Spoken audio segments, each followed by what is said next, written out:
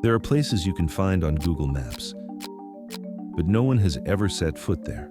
Islands, caves, and craters that humans only observe from a distance. Why can we land on the moon, but not open a single tomb here on Earth?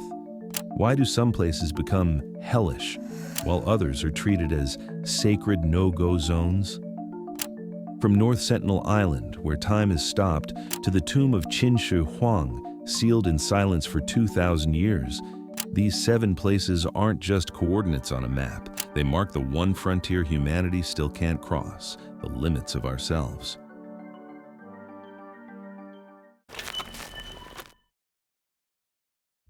In the middle of the Indian Ocean lies an island almost no one is allowed to visit. On Google Maps, it's just a patch of green. No roads, no cities, no airports. This is North Sentinel Island, part of India's Andaman Archipelago. The island is home to the Sentinelese, often described as the most isolated tribe on Earth. They have no electricity, no written language, and no contact with the outside world. Anyone who tries to approach is met with bows and arrows. Technically, the island belongs to India, but in practice, the Indian government enforces isolation. Since 1996, all contact and tourism have been strictly prohibited. Boats must stay at least 5 kilometers from shore. Why? The first outsiders landed there in the late 1800s, British explorers. They were immediately attacked and forced to retreat. Later, colonial officers tried to make contact by leaving gifts, knives, coconuts, metal pots. The Sentinelese would watch in silence, then disappear into the forest. After the 2004 tsunami, many thought the tribe had been wiped out. But days later, a rescue helicopter spotted people on the beach, shooting arrows toward the aircraft. They had survived, and their message was clear: leave us alone. The most recent incident was in 2018, when an American missionary named John Allen Chow tried to reach the island to preach Christianity. He was killed upon arrival. His body was never recovered. Today, North Sentinel Island represents more than isolation. It's a question of ethics and survival. Does the modern world have the right to civilize a people when contact itself could destroy them through disease and exposure? In an age where satellites map every corner of the planet, this small island reminds us that some parts of the world, and perhaps some parts of humanity, are not meant to be touched. In 1964, farmers digging a well near Xi'an, China, hit a piece of pottery that turned out to be part of one of the greatest archaeological discoveries of the 20th century. Beneath their feet lay the terracotta army, over 8,000 clay soldiers, horses, and chariots arranged in perfect military formation, guarding the tomb of Qin Shi Huang, China's first emperor. Each statue stands around 1.8 meters tall and weighs nearly 200 kilograms. No two faces are the same. Every figure was sculpted with distinct details, as if an entire real army had been frozen in clay. But the real mystery lies in what hasn't been seen, the main burial chamber, still sealed to this day. Ancient records by historian Sima Qian describe it as a vast underground palace with a ceiling decorated with pearls to represent the stars and rivers of flowing mercury symbolizing China's great waterways. Modern soil tests around the site found mercury levels hundreds of times higher than normal, suggesting that part of the legend might be true. So why hasn't it been opened? Not because of superstition, but preservation. When the terracotta figures were first exposed to air, their ancient pigments oxidized and vanished within minutes. Opening the tomb without the right technology could destroy its contents forever. Some scholars argue it should remain sealed, a perfectly preserved time capsule of the world's first Chinese empire. The tomb of Qin Shi Huang remains closed, not just because we can't open it safely, but because it forces us to ask a deeper question. When should humanity uncover the past? And when should we simply let it rest?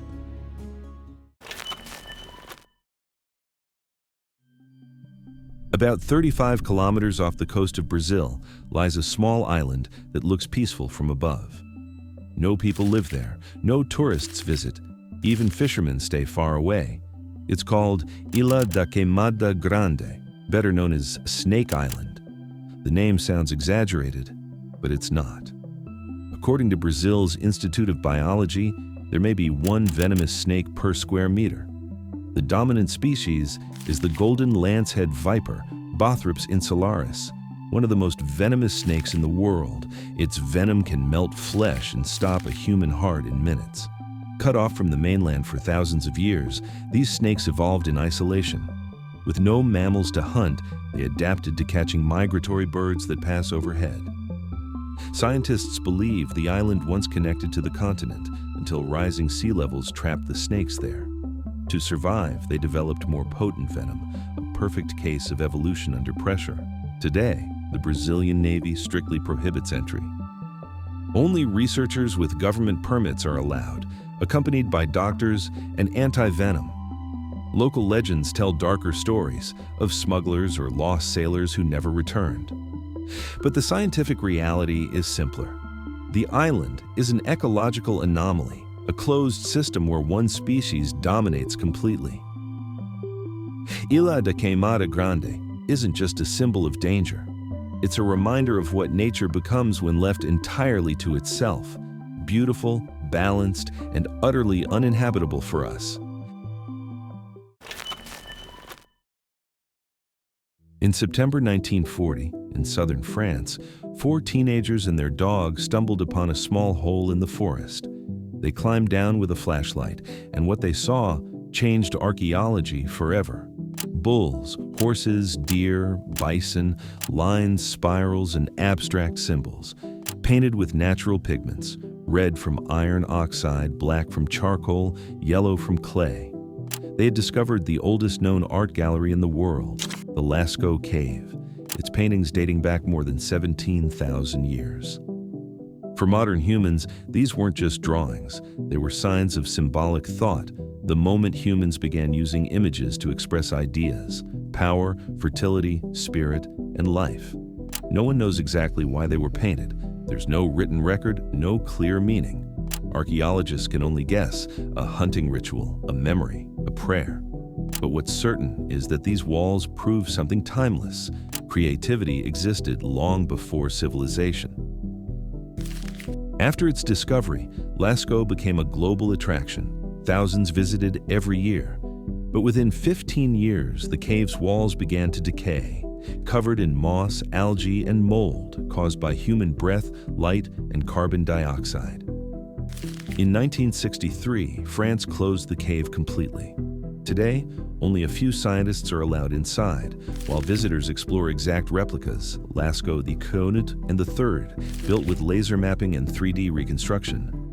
Lascaux now stands as a paradox of human curiosity. The more we try to touch the past, the faster it fades away. In the middle of Turkmenistan's Karakum Desert, a massive pit of fire has burned for more than half a century. At night, it glows like a misplaced sun across the dunes. Locals call it the gate to hell. But this gate wasn't opened by nature, it was made by accident. In 1971, Soviet engineers were drilling for natural gas near Darvaza.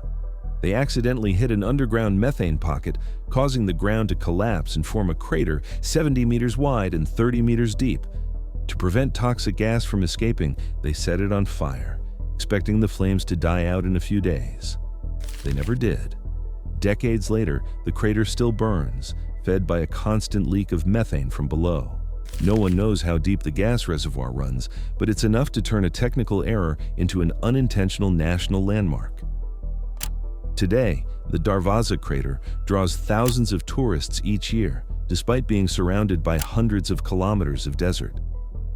The Turkmen government has repeatedly considered extinguishing the fire to protect the environment and conserve gas reserves, but it remains lit, partly because the risks are too high and partly because it's become a symbol of the country itself. Scientists warn that the constant methane release adds to the global greenhouse effect, a small but striking reminder of how human industry shapes the planet. The Darvaza crater sits at the crossroads of accident, energy, and curiosity, a fire we lit and still don't know how to put out. On the map of Earth, there's a point that isn't close to anything, or anyone. A place so remote that the nearest humans aren't on land, but orbiting hundreds of kilometers above on the International Space Station. It's called Point Nemo, Latin for no one. Located in the South Pacific Ocean, it sits about 2,700 kilometers from the nearest land in every direction. No islands, no ships, no large animals. If you could stand there, which you can't, you'd be at the most isolated spot on the planet. Point Nemo was identified in 1992 by Canadian engineer Hervoye Lucatella using new satellite positioning algorithms. Before that, we knew Earth's poles, north, south, east, and west, but never the point farthest from all humanity. And once it was found, it became more than a coordinate. It became a symbol of absolute isolation. Scientists call it the South Pacific Oceanic Pole of inaccessibility. But it's better known for something else. It's the spacecraft cemetery. Since the 1970s, NASA and other space agencies have steered decommissioned satellites and space stations to crash into the waters around Point Nemo, far from any inhabited land. Over 260 pieces of space debris now rest on the seabed there, including Russia's 120-ton Mir space station. Beneath that empty patch of ocean lies the graveyard of human technology. In 1997, a mysterious underwater sound called the bloop was detected not far from Point Nemo. It sparked theories of giant sea creatures until scientists confirmed it came from ice fracturing beneath the ocean. For most people, Point Nemo is just a set of coordinates, but for science, it's a reminder. Even on a planet mapped to the meter, there are still places beyond our reach where only the remains of what we've built can ever arrive. Across the oceans, there are islands no one is allowed to touch. On land, fires that have burned for half a century. And deep underground, doors that have never been opened.